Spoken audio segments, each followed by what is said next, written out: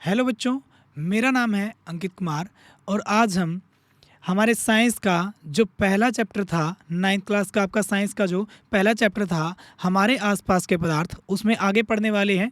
तो देखिए शुरू करते हैं।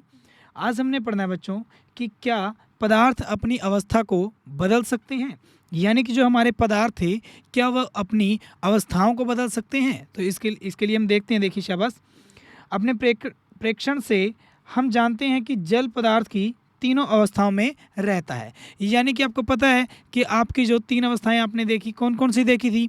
ठोस अवस्था, द्रव अवस्था और गैस अवस्था। यानी कि जो पदार्थ था हमारा वो तीनों अवस्थाओं में मिल सकता था। और जो हमारा जल है वो हमारी तीनों अवस्थाओं में ही पाया जाता है। जैसे ठोस में आपको पता है एग्जाम्पल आइस का यानी कि बर्फ़ का, द्रव में आपको पता होगा जल यानी कि पानी, और तीसरा आपकी कौन सी होती है? गैस, जिसमें वो वाष्प बनता है यानी कि भाप बनता है।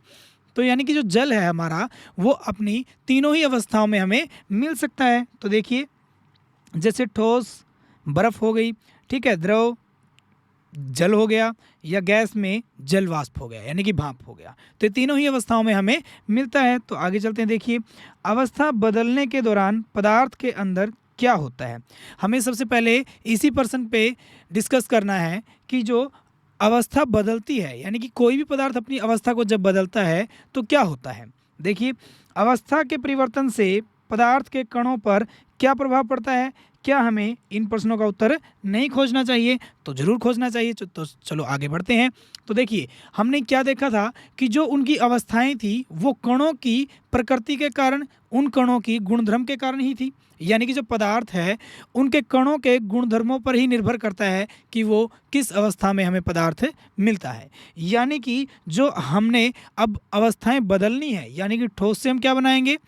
द्रव बनाएंगे, द्रव से क्या बनाएंगे? गैस बनाएंगे, या ठोस से डायरेक्ट क्या बनाएंगे? गैस बनाएंगे। तो ये सारी अवस्थाएं हम जो बदल रहे हैं इनके बारे में अच्छे से डिस्कस करेंगे। तो देखिए जब हम बात करते हैं कि कोई भी पदार्थ जो है वो अपनी अवस्थाओं को कब बदलेगा, देखिए दो तरह के तरीके हैं बदलने के लिए। सबसे पहला आपका क्या है कि तापमान में बदलाव कर कर, यानी कि आप उसका तापमान बदल दीजिए, वो अपनी अवस्था को भी ज़रूर बदल देगा। दूसरा क्या है? दाब में परिवर्तन कर कर, यानी कि आप उस पर प्रेशर लगाइए या प्रेशर उससे हटा दीजिए। तो जैसे ही आप प्रेशर का इफेक्ट देखोगे, दाब का एक प्रभाव देखोगे, तो आपका जो पदार्थ है वो अपनी अवस्था को जरूर बदल लेता है।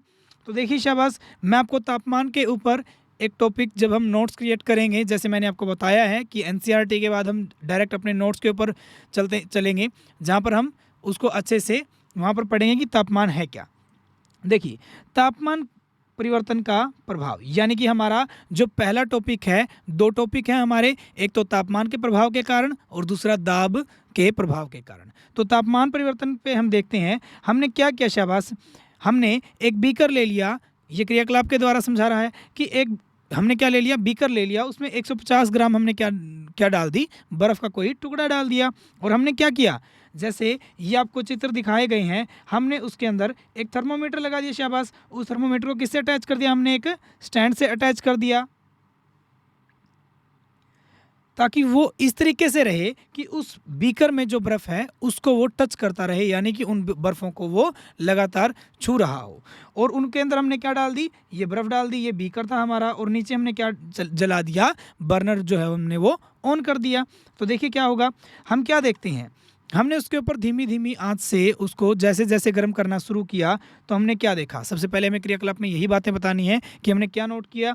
फिर हमने क्या नोट करना है कि जब वो पूरी की पूरी बर्फ़ किस में बदल चुकी है? पूरे के पूरे उस द्रव अवस्था में बदल चुकी है, यानी कि ठोस से जब द्रव अवस्था पूरी आ चुकी है, जब आपका पूरी की पूरी बर्फ़ जल में परिवर्तित हो चुकी है, तब आपने उसका टेम्परेचर नोट करना है। ठीक है, फिर हमने क्या किया? उसको गर्म करने के बाद जैसे ही वो हमारा द्रव अवस्था में आएगा, यानी कि जल में बदलेगा, तब आपने क्या करना है? और उसको धीमी आंच पे गर्म करते रहना है। और एक ऐसा तापमान भी आएगा जब वो क्या करना शुरू कर देगा? बिल्कुल अच्छे से उबलना शुरू कर देता है, यानी कि उसकी वाष्प बनना शुरू हो जाती है। तो देखिए हमने सेम क्या किया, और बर्नर को क्या करते गए? हम क्या करते गए, बर्नर को और भी हीट देते गए, यानी कि एनर्जी देते गए, टेम्परेचर बढ़ाते गए उसका। और हमने क्या किया, एक कांच की छड़ ले ली जिससे हम आहिस्ता आहिस्ता उसको अच्छे से घोलते रहे, ताकि वो तापमान जो है ये ना हो कि एक तरफ का कोई हिस्सा हमारा ज़्यादा गर्म हो रहा है और दूसरी तरफ का कम गर्म हो रहा है। ठीक है, तो यानी कि हमने क्या किया, पहले हमने बर्फ़ लिया, बर्फ़ को किस अवस्था में बदल दिया, द्रव में। अब हमने द्रव अवस्था में बदले हुए उस जल को किस में बदलना है, वाष्प बनाना है, यानी कि उसकी गैस अवस्था में उसको बदलना है। तो हमने क्या किया, आहिस्ता आहिस्ता बर्नर को हीट करते गए। ठीक है, तब हमने क्या करना है कि उस पॉइंट पर जब वो हमारा पूरा का पूरा जो जल था वो वाष्प में बिल्कुल बदलने वाला है, यानी कि बदल रहा है बिल्कुल जस्ट, उस टाइम आपने उसका टेम्परेचर नोट करना है। ठीक है, और कुछ समय के बाद आपने उस टेम्परेचर को फिर से नोट करना है। तो देखिए क्या पता चलेगा हमें, देखिए ठोस के तापमान को बढ़ाने पर उसके कणों की गतिज ऊर्जा बढ़ जाती है। मैंने लास्ट टाइम भी आपको बताया था कि जो कण है तापमान बढ़ाने पर उन कणों की गतिज ऊर्जा बढ़ जाती है। गतिज ऊर्जा में वृद्धि होने के कारण कण अधिक तेजी से कंपन करने लगते हैं, यानी कि वो इधर उधर जल्दी जल्दी वो मूवमेंट करेंगे, यानी कि इधर उधर वो जल्दी जल्दी भागने की कोशिश करेंगे। क्यों? क्योंकि मैंने आपको बताया था कि जैसे ही हम तापमान को बढ़ाएंगे उनकी गतिज ऊर्जा बढ़ जाती है, उनकी गति के कारण जो उसकी ऊर्जा होती है वो बढ़ जाती है। इसकी वजह से वो ज़्यादा दूर दूर तक मूव करना शुरू कर देते हैं। ऊष्मा के द्वारा प्रदत्त की गई ऊर्जा कणों के बीच के आकर्षण बल को पार कर लेती है। देखिए पार कर लेने का मतलब क्या है, यानी कि एक ऐसा टाइम आएगा जब वो कण एक दूसरे से अच्छे से आकर्षण बल के द्वारा जुड़े हुए थे, लेकिन वो इधर उधर मूव भी कर रहे थे। ठीक है, इधर उधर वो क्या कर रहे थे, मूव। तो जैसे ही एक ऐसा टाइम भी आएगा जब हम उसको ऊष्मा देते जा रहे हैं, तो एक ऐसा टाइम भी आएगा जब उनका जो आकर्षण बल है उसकी टूटने की सीमा आ जाएगी और हम उसको तोड़ चुके होंगे, यानी कि हम उसको इतनी ज़्यादा एनर्जी दे चुके होंगे, इतना ज़्यादा उसका तापमान बढ़ा चुके होंगे कि वो जो हमारे कण थे, चाहे वो ठोस थे, ठोस अवस्था में अगर वो क्या कर रहे थे, कंपन कर रहे थे, इधर उधर चल रहे थे, तो जैसे ही आपने उसको तापमान बढ़ाया वो एक ऐसा टाइम आएगा जब आपका आकर्षण बल जो है वो उसकी सीमा रेखा को भी क्या कर लेगा, पार कर लेगा, यानी कि वो उस आकर्षण बल से मुक्त हो जाएंगे।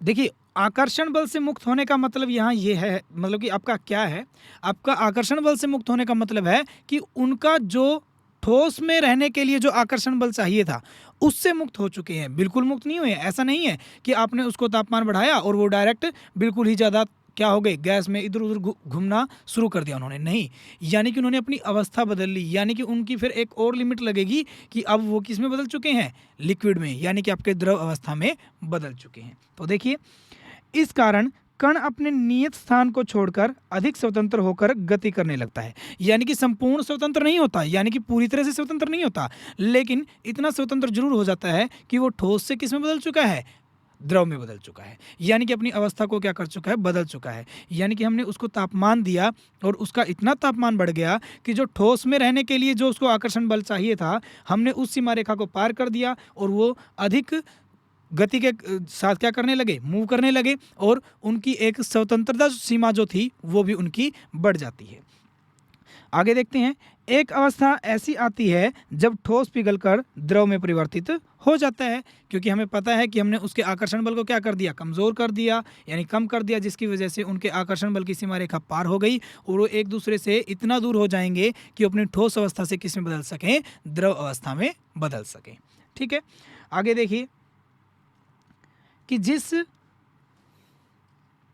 न्यूनतम तापमान पर ठोस पिघलकर द्रव में बन जाता है, यानी कि जो ठोस है वो हमारा ठोस अवस्था से, वह पदार्थ हमारा ठोस अवस्था से जब द्रव अवस्था में बदलता है वो कम से कम तापमान, वह इसका क्या कहलाता है, गलनांक कहलाता है। तो यहाँ से हमें 2 पॉइंट जरूर पढ़ने हैं, एक तो होता है गलनांक और एक होता है क्वथनांक, यानी कि मेल्टिंग पॉइंट और बॉइलिंग पॉइंट। आपको अच्छे से पता चल चुका होगा, मेल्ट का मतलब होता है पिघलना और बॉयल का मतलब होता है उबलना। ठीक है, तो यानी कि गलनांक जो है वो आपका कौन सा बिंदु है, तापमान का कौन सा बिंदु है, वो बिंदु जिस पर कोई भी पदार्थ अपनी ठोस अवस्था से किस में बदल जाएगा, ठोस अवस्था से द्रव अवस्था में आपका बदल जाता है। तो देखिए ये भी पढ़ लेते हैं। किसी ठोस का गलनांक उसके कणों के बीच आकर्षण बल के सामर्थ्य को दर्शाता है। यानी कि जो गलनांक है वो किस बात को बता रहा है, वो यह बता रहा है कि जो हमारे ठोस अवस्था में जो हमारे कणों के बीच जो आकर्षण बल था उसके मुकाबले अब गलनांक जो उसका बिंदु आ चुका है उसके बाद वह आकर्षण बल कितना रह चुका है। यानी कि वो अब अपनी अवस्था को क्या कर चुका है, बदल चुका है, और उनके आकर्षण की भी सीमा रेखा क्या हो चुकी है, पार हो चुकी है। ठीक है, आगे बढ़ते हैं। देखिए आपका एक नोट है जो मैंने आपको बताया कि मैं आपको आगे भी चल के करवाऊंगा।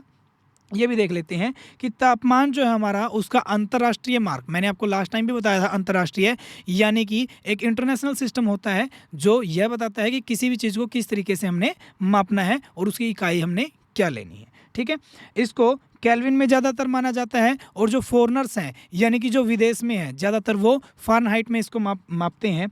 और हमें याद रखना है 0 डिग्री सेल्सियस हमारा 273.15 केल्विन के पास होता है, इसके आसपास इसकी वैल्यू होती है। मैं आपको अच्छे से स्केल में समझाऊंगा कि किस तरीके से हम डिग्री सेल्सियस से केल्विन में और केल्विन से किस तरीके से डिग्री सेल्सियस में या फ़ारेनहाइट में हम तापमान को बदल सकते हैं। ठीक है, आगे भी देखिए, सुविधा के लिए हम दशमलव का पूर्णांक बनाकर 0 डिग्री सेल्सियस को 273 केल्विन, यानी कि हम उसके पॉइंट को हटा देते हैं और एक पूर्ण अंक लिखते हैं, 273 केल्विन ही मानते हैं। तापमान की माप केल्विन से सेल्सियस में बदलने के लिए दिए हुए तापमान में क्या करना होता है, 273 जो है वो घटाना चाहिए, और सेल्सियस से केल्विन में बदलने के लिए, किससे, सेल्सियस से केल्विन में बदलने के लिए दिए हुए तापमान में से 273 हमने क्या करना होता है, जोड़ देना होता है। ठीक है, तो ये हम अच्छे से कन्वर्सेशन करेंगे इनकी। आगे देखते हैं, बर्फ का गलनांक, किसका, बर्फ का जो गलनांक होता है आपको पता है, डिग्री सेल्सियस में तो आपको पता ही होगा कि 0 डिग्री सेल्सियस होता है, और केल्विन में आपको याद रखना है जैसे इन्होंने बताया कि 0 डिग्री सेल्सियस किसके बराबर होता है, 273.15 केल्विन के। यानी कि जो बर्फ़ का गलनांक है जिस पर वो गलना शुरू करती है यानी कि पिघलना शुरू कर देती है, वो हमारा क्या होता है, 273.15 केल्विन होता है। गलने की प्रक्रिया यानी ठोस से द्रव अवस्था में परिवर्तन को क्या कहते हैं, संगलन भी कहते हैं। तो यहाँ से आपकी इंपॉर्टेंट डेफिनेशन भी बन गई कि संगलन क्या होता है, जब कोई भी हमारा ठोस जो है, ऐसी प्रक्रिया जिसमें कोई भी ठोस पदार्थ हमारा द्रव अवस्था में यानी कि द्रव अवस्था में वो पदार्थ बदल रहा है, तो हम क्या बोल देंगे कि वो जो प्रक्रिया है उसको हम क्या बोलेंगे, संगलन कहते हैं। तो हमने यहाँ से इंपॉर्टेंट पॉइंट देख लिया कि कोई भी जो गलने की प्रक्रिया है यानी कि ठोस से द्रव अवस्था में परिवर्तन को हम क्या कहते हैं, संगलन कहते हैं। किसी ठोस के गलने की प्रक्रिया में तापमान समान रहता है, ऐसे में उसमें ऊर्जा कहाँ जाती है। देखिए सबसे इम्पोर्टेंट पॉइंट, सभी को यही लगता है कि यदि हम क्या करना शुरू कर देते हैं, जैसे ही हमने यहाँ पे क्या किया, बर्फ़ रख दी, उसमें टेम्परेचर के लिए हमने क्या किया, एक थर्मोमीटर रख दिया, और जैसे ही हमने उसको गर्म करना शुरू किया तो हमने क्या क्या देखते हैं, ज़्यादातर हम यही पाएंगे या हम यही सोचते हैं कि अगर हम उसको गर्म करना शुरू कर देते हैं तो तापमान समान नहीं रहता जब वो पूरा जल में परिवर्तित हो चुका है।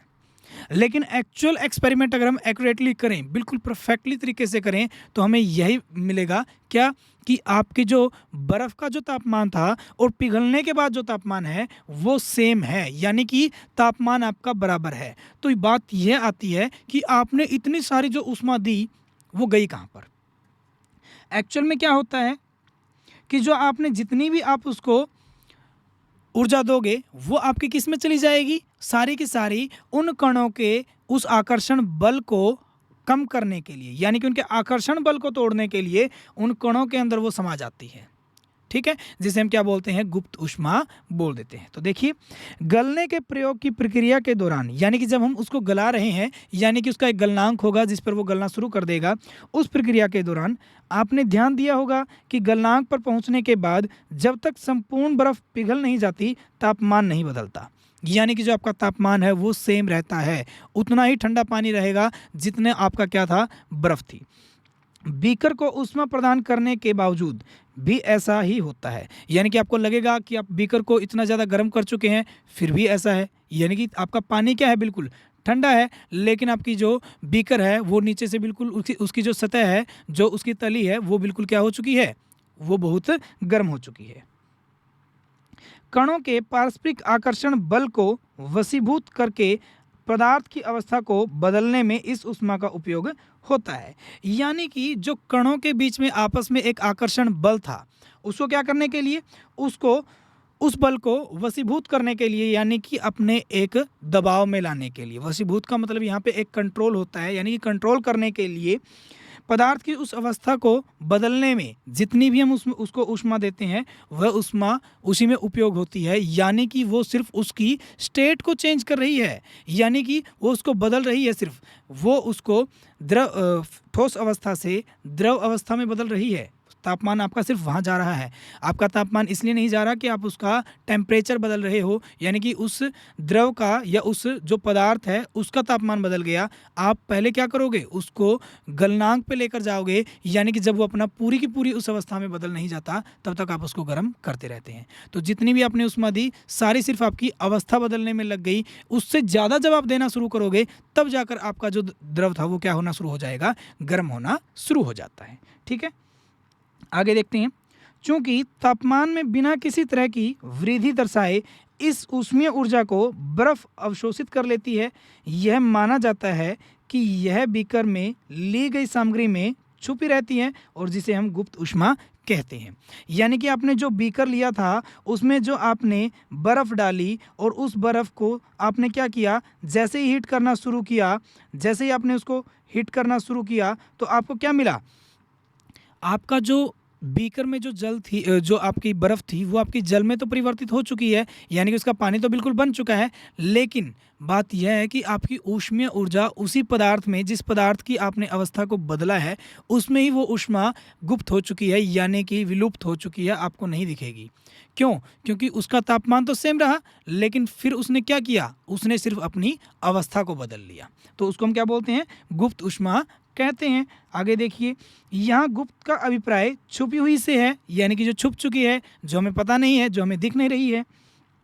वायुमंडलीय दाब पर 1 किलोग्राम ठोस को उसके गलनांक पर द्रव में बदलने के लिए जितनी ऊष्मीय ऊर्जा की आवश्यकता होती है उसे संगलन की प्रसुप्त ऊष्मा कहते हैं। वेरी इंपॉर्टेंट क्वेश्चन आपका यहाँ से जो क्या है कि संगलन की प्रसुप्त ऊष्मा किसे कहते हैं। आप क्या बताओगे कि 1 किलोग्राम आप क्या ले लीजिए, पदार्थ ले लीजिए, और वायुमंडलीय दाब हो, यानी कि जो आपका नॉर्मल, जो आपका एटमॉस्फेरिक प्रेशर होता है, वायुमंडलीय दाब होता है, उसी दाब पर आप क्या कीजिए, 1 किलोग्राम उस ठोस को क्या क्या करेंगे, हम अवस्था बदलने के लिए हम उसको गर्म करना शुरू करते हैं और उसमें जितनी उसमें ऊर्जा जाती है, देखिए गलनांक पर, गलनांक का मतलब क्या है, यानी कि जैसे बर्फ़ है, बर्फ़ का पिघलना, लेकिन टेम्परेचर दोनों में क्या रहेगा, सेम रहेगा। सेम उसी तरीके से जब आप 1 किलोग्राम ठोस को अपनी अवस्था बदल रहे हैं, यानी कि ठोस से आप उसको द्रव में बदल रहे हैं और उसका टेम्परेचर बिल्कुल सेम है, गलनांक उसी बिंदु पर, आप क्या कर रहे हैं, उसको गर्म करते जा रहे हैं। उसमें बदलने के लिए आप उसको जितनी भी ऊष्मा दे रहे हैं वो सारी ऊष्मा जो है आपकी क्या कहलाती है, संगलन की प्रसुप्त ऊष्मा कहलाती है। याद रखना, पदार्थ हो 1 किलोग्राम का, दबाव हो आपका जो आपका एटमॉस्फेरिक प्रेशर है, यानी कि वायुमंडलीय जो दाब है उसी दाब पर, और गलनांक बिंदु पर ही क्या करोगे, आप उसको अवस्था में बदलोगे। तो जैसे ही अवस्था में बदलने के लिए जितनी ऊष्मा देते हैं वो सारी क्या कहलाती है, उसकी संगलन की प्रसुप्त ऊष्मा कहलाती है। आगे बढ़ते हैं, यानी कि 0 डिग्री सेल्सियस यानी कि 273 केल्विन पर जल के कणों की ऊर्जा उसी तापमान पर बर्फ़ के कणों की ऊर्जा से अधिक होती है। देखिए ये भी बहुत इंपॉर्टेंट लाइन है आपके लिए कि आप उसी टाइम पे क्या कीजिए, आपको पता है कि जो आपने बर्फ़ ली है, ये जो आपकी बर्फ़ है, इसका भी आपका टेम्परेचर कैसा है, उतना ही होगा जितना वो पिघल चुका है तब होगा। यानी कि आपने क्या किया, आपने उसको गर्म किया और आपने उसको जल में बदल लिया, लेकिन आप दोनों का टेम्परेचर नोट करोगे, दोनों का टेम्परेचर तो मिलेगा सेम, लेकिन जब कणों की बात आती है, यानी कि यहाँ पर जो बर्फ़ के कण हैं और यहाँ पर जल के कण हैं, लेकिन दोनों में डिफरेंस क्या होगा, जो बर्फ़ के कण हैं उनकी ऊर्जा कम होगी और जो जल के कण हैं उनकी ऊर्जा ज़्यादा होगी। क्यों? क्योंकि अभी तो हमने पढ़ा कि गुप्त ऊष्मा, यानी कि हमने एक ऐसी ऊष्मा दी जो उस पदार्थ के अंदर क्या हो चुकी है, लुप्त हो चुकी है, गुप्त हो चुकी है, यानी कि, और वो कहाँ गई, वो उन्हीं कणों में है लेकिन उनका तापमान नहीं बदला। तो यानी कि तापमान तो सेम रहेगा, लेकिन उसी टाइम पर उसी 0 डिग्री सेल्सियस के तापमान पर जब वो पिघलना शुरू करेगा उस समय पर आपका जो तापमान है वो तो सेम रहता है, लेकिन कणों के अंदर ऊर्जा का एक डिफरेंस ज़रूर आता है कि जो आपके ठोस अवस्था में जो बर्फ़ थी उनके जो कण थे वो आपके कम ऊर्जा वाले थे और जो आपके जल में जो कण थे वो आपके ज़्यादा ऊर्जा वाले थे। ठीक है, आगे बढ़ते हैं शाबाश। जब हम जल में ऊष्मीय ऊर्जा देते हैं, कौन सी ऊष्मीय ऊर्जा देंगे, यानी कि हम उसको गर्म करेंगे तो कण अधिक तेज़ी से गति करते हैं जल में, यानी कि अब द्रव से बात उठ रही है, यानी कि द्रव से बात कर रहे हैं। एक निश्चित तापमान पर पहुंचकर कणों में इतनी ऊर्जा आ जाती है कि वे परस्पर आकर्षण बल को तोड़कर स्वतंत्र हो जाते हैं।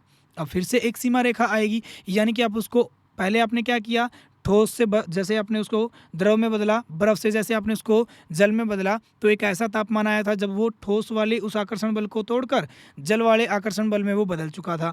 अब जल को जैसे ही आप गर्म करोगे तो आपको क्या मिलेगा कि एक ऐसा टाइम आएगा जब उसका आकर्षण बल जो है वो इतना कमज़ोर हो चुका होगा कि वो जो आपके कण हैं वो बिल्कुल ही स्वतंत्र हो चुके होंगे और इस एनवायरनमेंट में, इस वातावरण में आपके कहीं पर भी वो आसानी से मूव कर सकेंगे, इधर उधर जा सकेंगे। तो इसलिए उस अवस्था को क्या बोलोगे कि वो आपकी द्रव अवस्था से, यानी कि उसको क्या बोलोगे आप कि आप उसको द्रव अवस्था से किस में बदल चुके हैं, गैस अवस्था में बदल चुके हैं। और हम बताएंगे कि इस तापमान पर द्रव गैस में बदलना शुरू हो जाता है और वायुमंडलीय दाब पर वह तापमान जिस पर द्रव उबलने लगता है इसे इसका क्वथनांक कहते हैं। यानी कि क्वथनांक बिंदु कौन सा बिंदु होगा, वह बिंदु जिसमें कोई भी पदार्थ अपनी द्रव अवस्था से किस में बदलना शुरू कर दे, गैस अवस्था में बदलना शुरू कर देता है, उसको क्या बोलते हैं, उसका क्वथनांक बिंदु कहते हैं।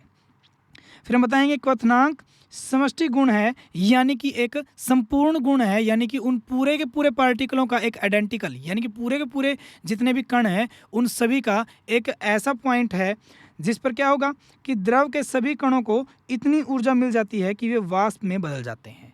यानी कि क्वथनांक एक ऐसा बिंदु है जिस पर उन कणों को इतनी ऊर्जा मिल जाती है कि वो अपनी अवस्था को छोड़कर, द्रव अवस्था को छोड़कर वो अपनी गैस अवस्था में परिवर्तित हो जाते हैं। आगे देखिए, जल के लिए यह तापमान 373 केल्विन, क्योंकि हमें पता है 100 डिग्री सेल्सियस पर हमारा जो जल है वो उबलना शुरू हो जाता है, यानी कि अपनी द्रव अवस्था को छोड़कर वो गैस अवस्था में बदलना शुरू कर देता है। तो हम क्या बताएंगे कि 373 केल्विन यानी कि 100 डिग्री सेल्सियस पर जो आपका क्या था, जल था, वो अपनी अवस्था को क्या कर चुका है, बदल चुका है। यानी कि अब वो जल से किस में बदल चुका है, भाप में बदल चुका है, जलवाष्प उसका बन चुका है। क्या आप वाष्पीकरण की गुप्त ऊष्मा को परिभाषित कर सकते हैं? जैसे हमने क्या किया, संगलन की प्रसुप्त ऊष्मा को परिभाषित किया था, उसी तरीके से हम आगे चलेंगे जब मैं आपको बताऊंगा कि जो आपकी वाष्पीकरण की गुप्त ऊष्मा क्या होगी। ठीक है, इसे उसी तरह परिभाषित कीजिए जैसे हमने संगलन की प्रसुप्त ऊष्मा को परिभाषित किया है। क्या किया था, तो हम यहाँ पर क्या लिखेंगे कि हम बताएंगे कि वायुमंडलीय दाब पर, सेम तरीके से लिखेंगे, वायुमंडलीय दाब पर किसको, द्रव अवस्था को या किसी द्रव पदार्थ को उसके कौन से बिंदु पर, क्वथनांक बिंदु पर, क्योंकि ठोस पर को जब हम द्रव में बदल रहे थे तो गलनांक बिंदु आया था, द्रव से हम गैस में बदलेंगे क्योंकि वाष्पीकरण की बात कर रहे हैं तो हम क्या लेंगे, उसका क्वथनांक बिंदु लेंगे। यानी कि हम बताएंगे कि वायुमंडलीय दाब पर, जो हमारा वायुमंडल का दाब होगा, उसी दाब पर उस द्रव पदार्थ को किस में बदलने के लिए, उसकी गैस अवस्था में बदलने के लिए कौन से बिंदु पर, उसके क्वथनांक बिंदु पर। यानी कि हम बताएंगे कि आप क्या करोगे कि आपके जो वायुमंडलीय दाब पर किसी द्रव पदार्थ को उसके क्वथनांक बिंदु पर उसकी जो गैस अवस्था में उसको बदलने के लिए जितनी ऊष्मा दी जाती है वह क्या कहलाती है, उसकी वाष्पीकरण की प्रसुप्त ऊष्मा कहलाती है। यानी कि ये आपकी वाष्पीकरण की यानी कि गुप्त ऊष्मा कहलाएगी। हो जाएगा। आगे देखते हैं, 373 केल्विन यानी कि 100 डिग्री सेल्सियस तापमान पर भाप या अर्थात वाष्प जो है आपकी बन जाती है के कणों में उसी तापमान पर, यानी कि कणों की अपेक्षा अधिक ऊर्जा होती है, पानी के कणों की अपेक्षा आपकी क्या होती है, अधिक ऊर्जा होती है। तो देखिए मैंने आपको वहाँ पर क्या बताया था, बर्फ़ के मुकाबले किसकी ज़्यादा ऊर्जा थी, जल की, क्योंकि आप उसको बदल चुके हैं तो ऊर्जा सारी कहाँ गई, जल के कणों में ही है, लेकिन उसका तापमान नहीं बदला। सेम उसी तरीके से आप क्या ले रहे हो, द्रव अवस्था से किस में बदल रहे हो, आप उसको गैस अवस्था में बदल रहे हो। और द्रव में जो आपका जल है और यहाँ पर वो क्या बन चुका है, भाप बन चुका है। तो भाप वाले जो आपके कण हैं, इसके जो कण हैं, इनकी ऊर्जा क्या होगी, ऊर्जा जो है वो बहुत क्या होगी, ज़्यादा होगी। किससे, जो आपके जल के कणों से, यानी कि इसकी ऊर्जा से क्या होगी, ये ऊर्जा ज़्यादा होती है। ठीक है, उसके बाद हम बताएंगे ऐसा इसलिए है क्योंकि भाप के कणों ने वाष्पीकरण की गुप्त ऊष्मा के रूप में अतिरिक्त ऊष्मा अवशोषित कर ली है। क्योंकि हमने अभी बताया कि जो आपके द्रव है वो जब भाप में बदलना शुरू करेगा, वाष्पीकरण जब उसका होगा, तब वो क्या होगा, जितनी भी हम उसको ऊष्मा दे रहे हैं उसका तापमान नहीं बदलेगा, उस 100 डिग्री सेल्सियस पर तापमान सेम रहेगा। लेकिन आप देखोगे कि वो जो ऊर्जा है वो आपकी भाप वाले में ज़्यादा मिलेगी, लेकिन जब आप जल में देखोगे तो उनके कणों की क्या मिलेगी, बहुत कम मिलती है। क्योंकि भाप के जो कण हैं वो बहुत ज़्यादा गतिज ऊर्जा के साथ गति कर रहे होते हैं, और जो आपके जल के कण थे वो कम गतिज ऊर्जा के साथ गति कर रहे थे। तो यहाँ पर एक आपको चार्ट बनाकर दिया गया है छोटा सा, जिससे हम समझ सकते हैं कि अगर ठोस को, किसको, ठोस को अगर हम क्या कर दें, उसको ऊष्मा दे दें तो किस में बदल जाएगा, द्रव में। द्रव को और ऊष्मा देंगे तो गैस में बदल जाता है। सेम उसी तरीके से अगर गैस को ठंडा करना शुरू कर दें, शीतलता यानी कि ठंड करना शुरू कर दें, उसको कम तापमान करना शुरू कर दें उसका, तो वो किस में बदल जाएगा, द्रव में। और द्रव को कर दोगे तो किस में बदल जाता है, वो ठोस अवस्था में बदल जाता है। हो जाएगा, यहाँ से आप कर सकते हो आसानी से। आगे बढ़ते हैं। अतः हम यह कह सकते हैं कि तापमान बदलकर हम पदार्थ को एक अवस्था से दूसरी अवस्था में बदल सकते हैं। यानी कि जैसे ही हम तापमान को बदलेंगे वह पदार्थ अपना एक अवस्था से दूसरी अवस्था में जरूर परिवर्तित हो जाएगा। हमने सीखा कि गर्म करने पर पदार्थ की अवस्था बदल जाती है और गर्म होने पर ये ठोस से द्रव और द्रव से गैस बन जाते हैं। लेकिन कुछ ऐसे भी पदार्थ हैं जो द्रव अवस्था में परिवर्तित हुए बिना क्या बन जाते हैं, ठोस से सीधे गैस में और वापस से ठोस में भी बदल जाते हैं। यानी कि कुछ ऐसे पदार्थ भी हैं जो आप ठोस से डायरेक्ट कहाँ पे जा सकते हो, गैस में, और गैस से वापस कहाँ आ सकते हो, ठोस में। अब उसका उदाहरण लेते हैं, एक क्रियाकलाप के द्वारा आपको समझा रखा है। देखिए आपने क्या करना है, ये आपका कोई भी एक चीनी मिट्टी की प्याली ले ली, ठीक है, यानी कि छोटी सी, और उसके ऊपर आपने क्या ले लिया, ये आपने एक उल्टा कर कर कीप रख दी, कीप जो होती है आपकी उसकी उल्टा कर कर रख दी, और उसके ऊपर हमने क्या किया, एक रुई का टुकड़ा लगा दिया। यानी कि हमने कोई भी रुई का टुकड़ा उसके ऊपर लगा दिया है, किस लिए, ताकि जब हम उसको गर्म करें वो भाप बनकर बाहर ना चला जाए। फिर हमने उसमें क्या किया, हमने उसमें या तो अमोनियम क्लोराइड या कपूर जो होता है, कपूर की गोलियाँ आपने सुना होगा, कपूर या उसकी जो गोलियाँ हैं ये आपने देखे होंगे। आप क्या कीजिए, आप उसको गर्म करना शुरू कीजिए, डायरेक्ट गर्म करना शुरू कीजिए। जैसे ही आप गर्म करोगे, यहाँ पर जो आपका ठोस अवस्था में जो आपका क्या था, अमोनियम क्लोराइड था, वो आपका सारा का सारा किस में बदल जाएगा, यहाँ पर गैस में बदल जाएगा। यानी कि आपकी यहाँ पर क्या बन जाएगी, उसकी अमोनियम क्लोराइड की गैस बनना शुरू हो जाती है। ठीक है, और जैसे ही हम क्या करेंगे, एक ऐसा टाइम आएगा जब वो गैस में बदल जाएगा, लेकिन जैसे ही हम उसको यानी कि बर्नर को बंद कर देंगे और ठंडा होने देंगे, तो वही जो आपकी गैस है वो फिर से आपका क्या बना देगी, उसका अमोनियम क्लोराइड बन जाता है। तो हमने क्या किया, ठोस जो था वो डायरेक्ट किस में बदला, गैस में, और गैस से डायरेक्ट किस में बदला, वो ठोस में। तो यानी कि हमारा एक ये उदाहरण भी हो सकता है कि अमोनियम क्लोराइड आपका एक ऐसा एग्जाम्पल है जो क्या बताता है कि कोई भी पदार्थ जो आपका ठोस से डायरेक्ट गैस में और गैस से डायरेक्ट ठोस में बदल जाता है, वो हमारा अमोनियम क्लोराइड या फिर हम कपूर की गोलियां भी कह सकते हैं। ठीक है,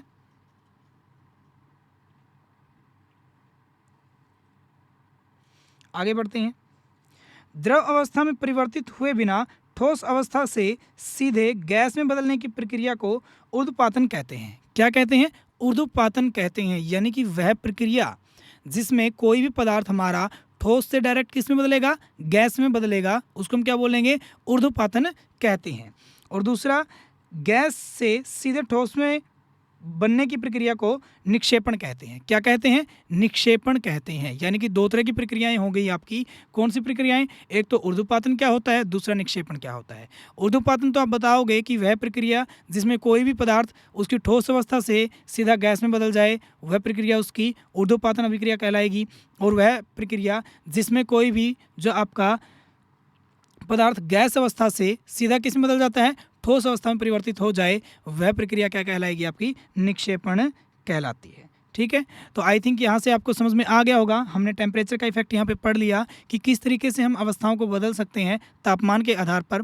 बाकी हम करेंगे अगले लेक्चर में, जो आपका दाब का जो टॉपिक रहता है वो अगले लेक्चर में करेंगे। अब हम इसके जो नोट्स फॉर्मेशन हमारी चल रही है उस पर वर्क करते हैं। ठीक है, तो देखिए हमने लास्ट टाइम पदार्थ की तीनों अवस्थाओं को पढ़ लिया था अच्छे से।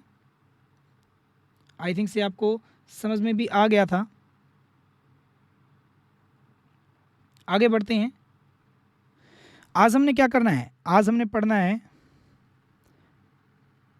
पदार्थ की अवस्थाओं में बदलाव, यानी कि जो पदार्थ है उसकी अवस्थाओं में बदलाव कैसे करते हैं। तो हमने देखा कि जो पदार्थ की अवस्था में बदलाव जो आपका वो तापमान के द्वारा या फिर आपका दूसरा दाब परिवर्तन के द्वारा आप कर सकते हैं। हमें कौन सा पढ़ना है? शाबाश, हमने पढ़ना है तापमान के द्वारा। अब जो तापमान के द्वारा हम पढ़ेंगे, इसमें आपने इम्पोर्टेंट जो डेफिनेशंस है वो लिखनी है।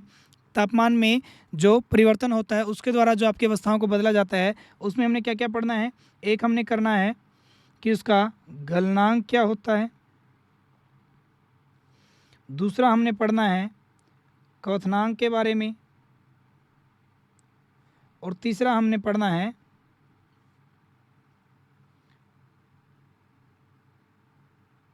ऊर्ध्वपातन या फिर निक्षेपण।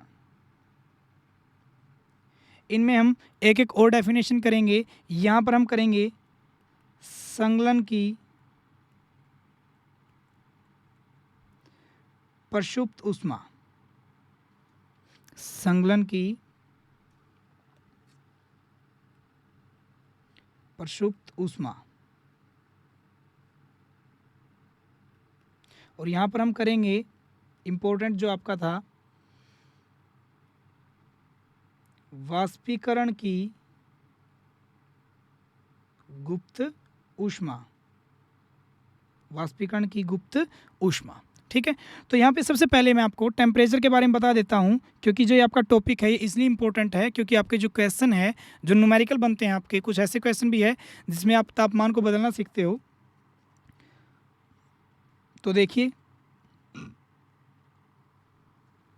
सबसे पहले मैं आपको तापमान के बारे में बताता हूँ। जो तापमान है उसका एसआई मात्रक हमने क्या पढ़ा कि हम उसको केल्विन में मापते हैं। तो हम यहाँ पे क्या करेंगे, 3 स्केल लेंगे और उनसे एक फॉर्मूला क्रिएट करेंगे जिससे हम किसी भी तापमान की किसी एक यूनिट से हम उसको दूसरी यूनिट में बदल सकते हैं। यानी केल्विन से डिग्री सेल्सियस में, या डिग्री सेल्सियस से केल्विन में, या डिग्री सेल्सियस से आप उसको फ़ारेनहाइट में, फ़ारेनहाइट से डिग्री सेल्सियस में, या केल्विन से डिग्री फ़ारेनहाइट में, और डिग्री फ़ारेनहाइट से आप डायरेक्ट उसको केल्विन में कैसे बदलोगे। देखिए शाबाश, हमने क्या लिए, 3 कोई भी थर्मोमीटर मानने हैं।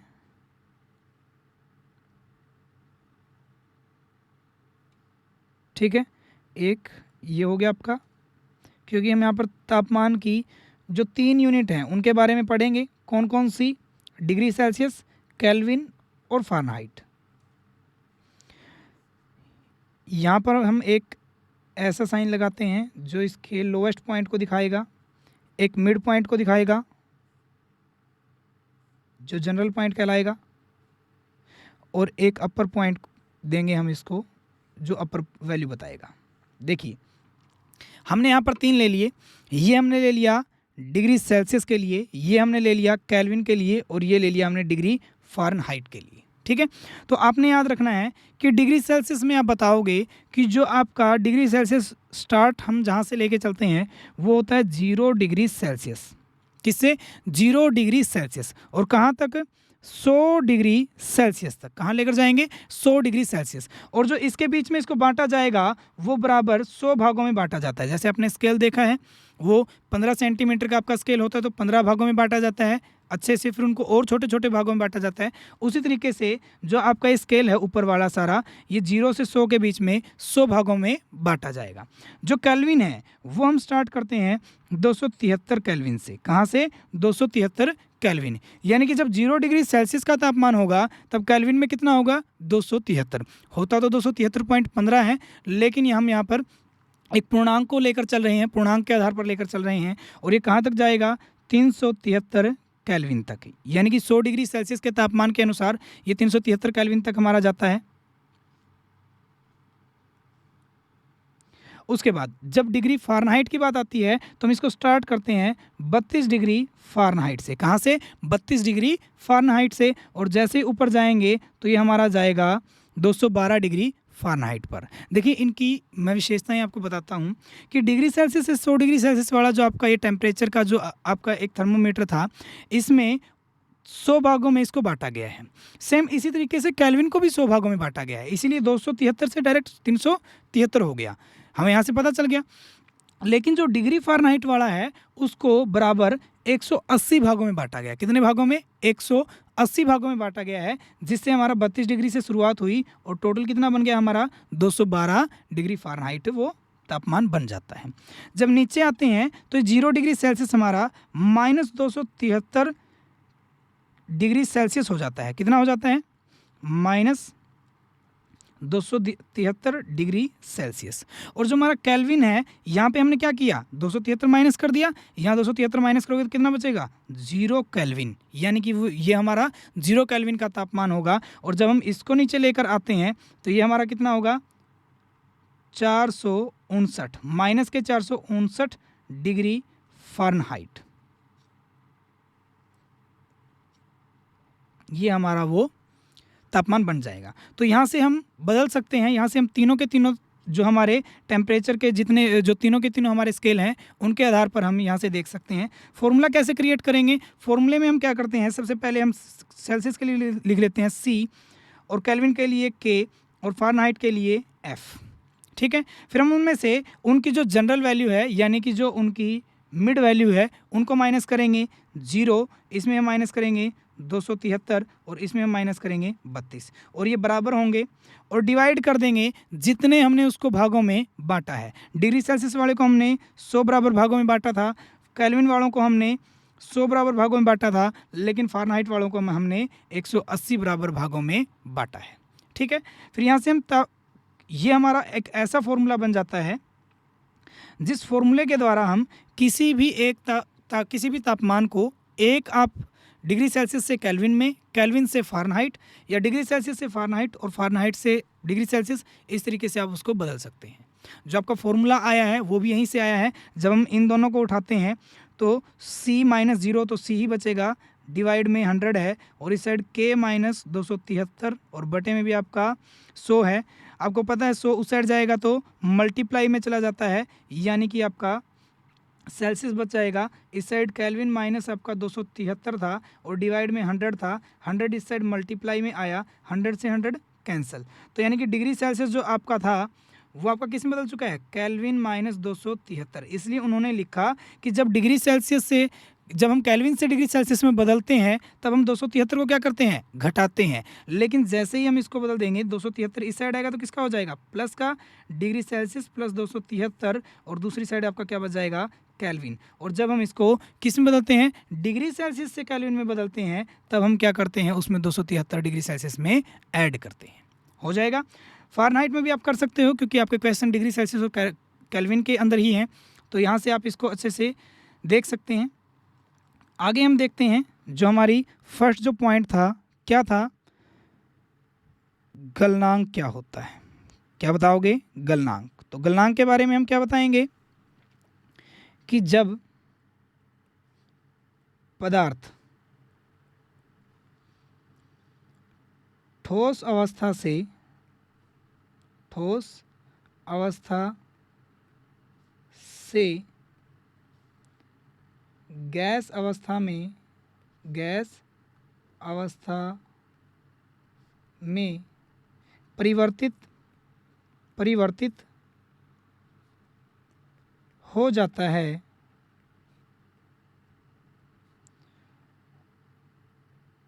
उस बिंदु को, और वो बिंदु किसका होगा? तापमान का। उस बिंदु को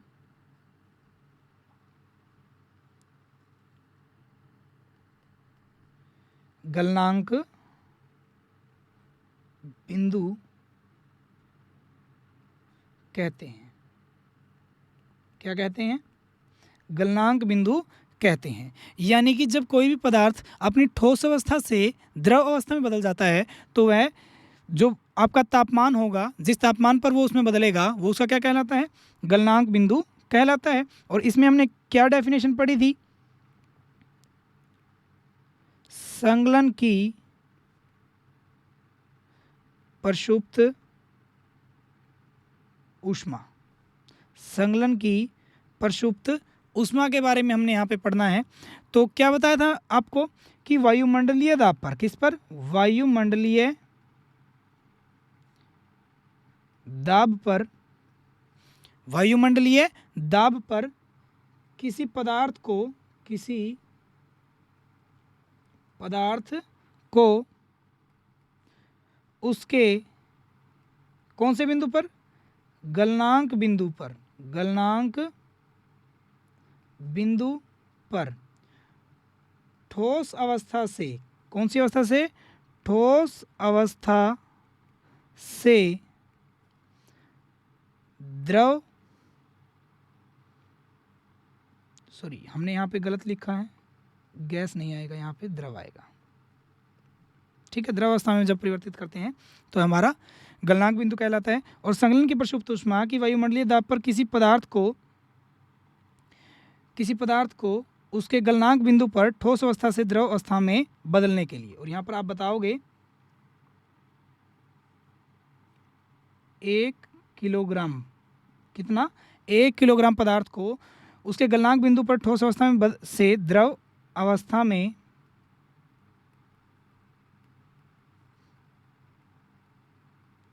बदलने के लिए जितनी ऊष्मीय ऊर्जा की आवश्यकता होती है, उसे संगलन की प्रसुप्त ऊष्मा कहते हैं। यानी कि जब 1 किलोग्राम आप ठोस पदार्थ को वायुमंडलीय दाब पर, और जब आपका गलनांक बिंदु पर उसको आप जब द्रव में बदलने के लिए जितनी भी ऊष्मा देते जा रहे हो, वो जितनी ऊष्मा होगी जिस पर वो द्रव में बदल जाएगा, वो जो ऊष्मा आपने दिया वो क्या कहलाती है? संगलन की प्रसुप्त ऊष्मा कहलाती है। ठीक है, आगे बढ़ते हैं। हमने दूसरा कौन सा पढ़ना था? क्वथनांक। यानी कि क्वथनांक क्या होता है? अब बताओगे वही कि जब, क्या बताओगे आप? शाबाश।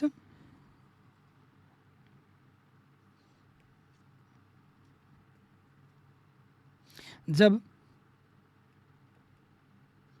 पदार्थ द्रव अवस्था से गैस अवस्था में, किसमें? गैस अवस्था में परिवर्तित हो जाता है,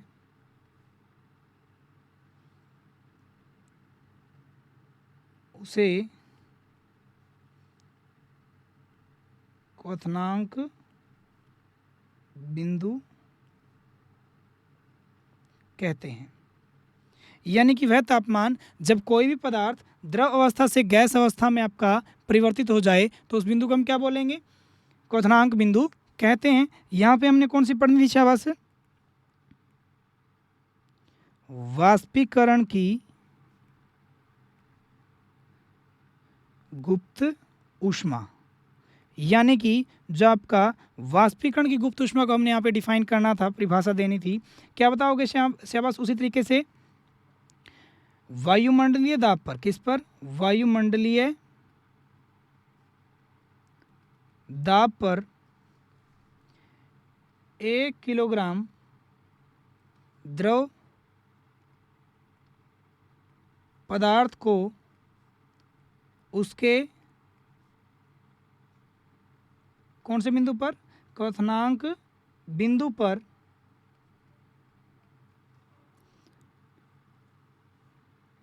गैस अवस्था में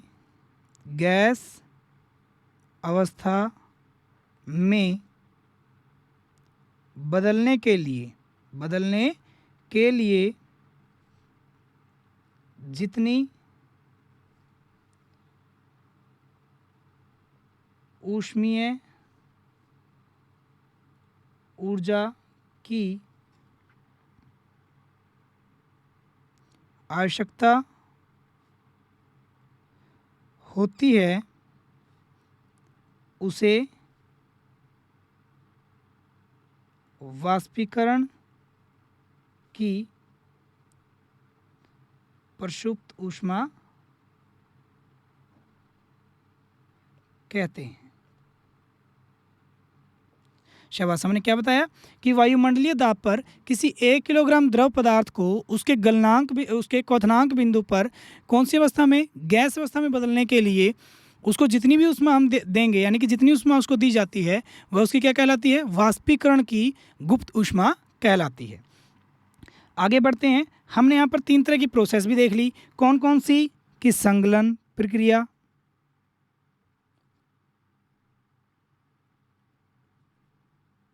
क्या बताओगे संगलन प्रक्रिया के बारे में? जब कोई पदार्थ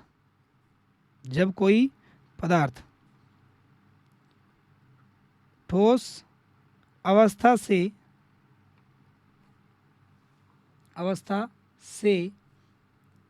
द्रव अवस्था में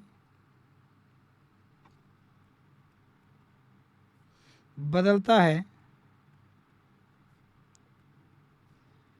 उस प्रक्रिया को, किसको? उस प्रक्रिया को संगलन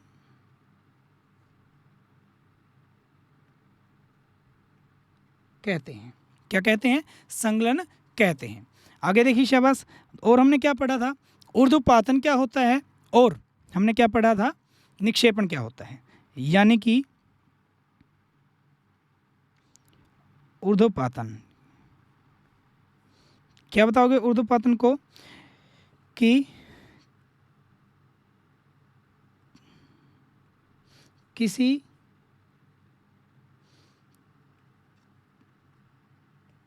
ठोस पदार्थ की, किसी ठोस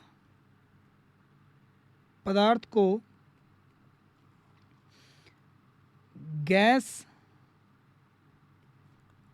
अवस्था में बदलने की प्रक्रिया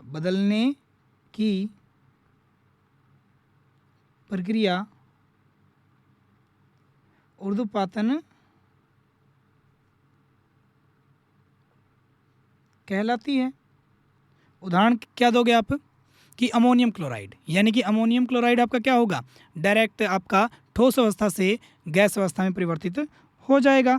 फिर हमने लिखना है निक्षेपण, यानी कि निक्षेपण क्या था ये हमने बताना है। तो आप कैसे बताओगे? कि किसी पदार्थ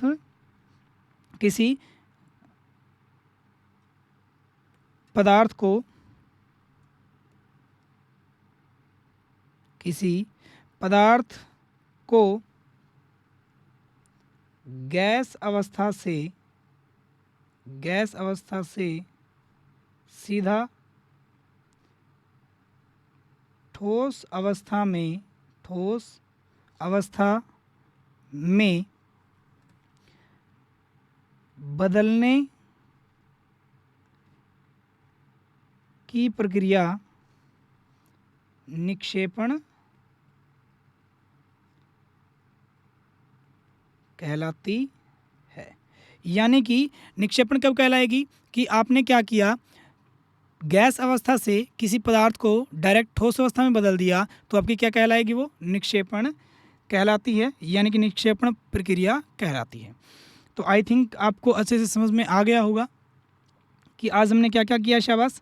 आज हमने जो आपका तापमान के आधार पर अवस्थाओं में परिवर्तन के बारे में पढ़ा, जो हमने क्या कहाँ से शुरू किया। शाबाश। कि हमारा जो परिवर्तन है वो दो तरीके से होगा, तापमान के आधार पर या फिर दाब परिवर्तन के आधार पर। तापमान के आधार पर हमने कैसे बताया। शाबाश।